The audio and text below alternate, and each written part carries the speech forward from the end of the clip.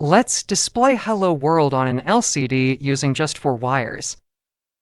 This is one of the easiest display projects for Arduino beginners. We only need an Arduino Uno, a 16 by 2 I2C LCD, and 4 jumper wires.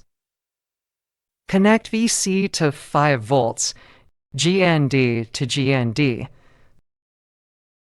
STA to a 4, and CCL to a 5.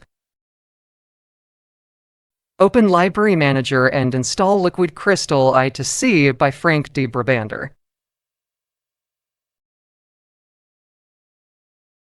Initialize the LCD, turn on the backlight, and print your message.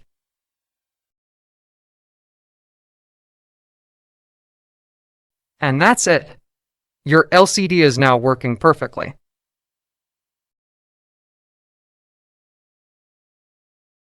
You can download the code and wiring diagram from the description below.